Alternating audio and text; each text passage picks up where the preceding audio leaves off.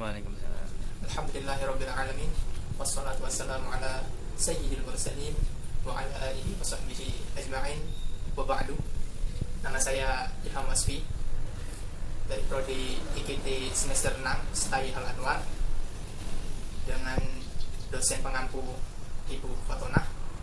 Kali ini akan menjelaskan tentang apa itu gender, apa itu perbedaan antara gender dan seks, bagaimana cara kita bisa memahami gender lebih baik. Jadi pertama-tama berbicara mengenai persoalan gender, sebenarnya gender ini itu latar belakang yang diangkat adalah ketidakadilan antara laki-laki dan perempuan. Gender itu berbeda dengan seks. Untuk mendalami studi gender, kita harus mengenal istilah ini. Pertama kita akan membahas tentang gender. Sebenarnya adalah gampangnya itu sebuah studi tentang peran seorang antar perbedaan jenis kelamin laki-laki dan perempuan. Peran membahas tentang peran, bagaimana peran itu dapat dilakukan dengan adil. Keadilan adalah sesuatu yang harus diletakkan pada porsinya, tidak ada diskriminasi di dalamnya. Terkait dengan seks, kalau seks adalah berkaitan dengan kajian tentang perbedaan jenis kelamin yang lebih bersifat kepada biologis. Contohnya laki-laki itu sifatnya secara biologis dia punya dalam tubuhnya punya penis, dia juga punya tubuh yang lebih kekar. Laki-laki bisa memproduksi sperma. Kalau perempuan secara biologis dia memiliki vagina, dia punya payudara, dia bisa melahirkan, dia punya rahim dan lain sebagainya.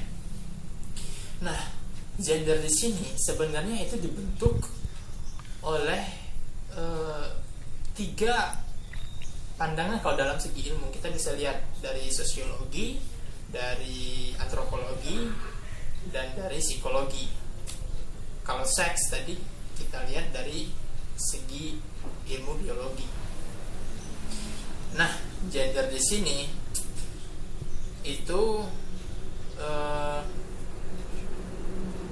dibentuk juga oleh peran dari pemerintah dan keyakinan, entah itu keyakinan agama, adat, ataupun tradisi yang dianut oleh sekelompok orang. Itu gender.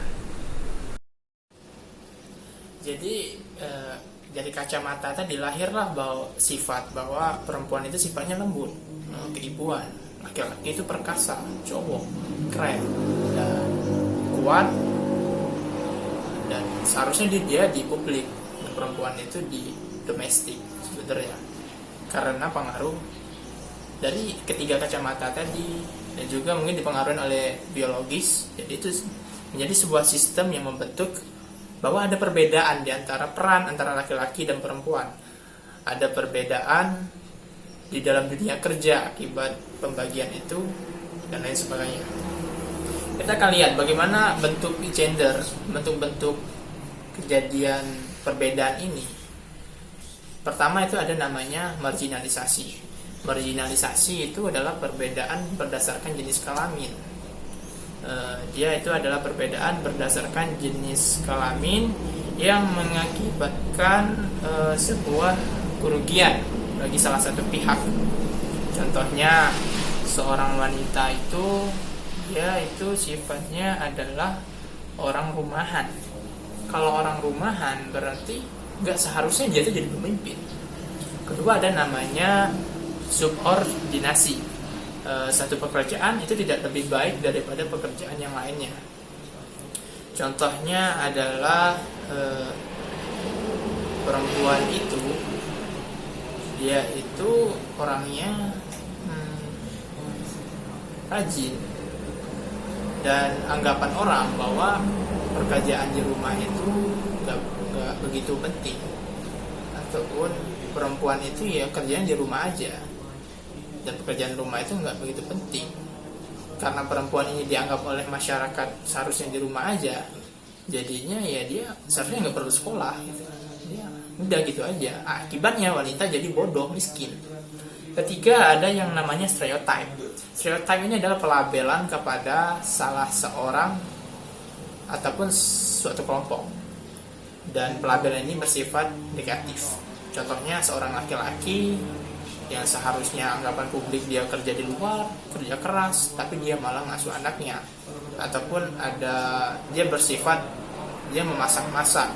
Kalau di masa kecil saya, kalau anak-anak yang bersifat seperti itu mainnya sama perempuan, dia suka masak atau yang bisa dikategorikan dia itu memiliki sifat-sifat yang dianggap oleh satu kelompok masyarakat itu sebagai sifat-sifat yang seharusnya dimiliki oleh perempuan, maka dia disebut cowok yang banci. Keempat itu ada kekerasan ini bisa bersifat kekerasan rumah tangga dan lain sebagainya. Dan terakhir bentuk yang lainnya adalah beban kerja, karena perempuan itu rajin, jadi ya dia kerja di rumah aja, dia yang nyapu, dia yang ngepel, dia semuanya. Terus tambah lagi kalau ada anaknya, makin parah ada kerjanya. Akhirnya beban kerja perempuan itu lebih banyak. Sekian penjelasan dari studi gender kali ini. Terima kasih atas segala perhatiannya. Wassalamualaikum warahmatullahi wabarakatuh.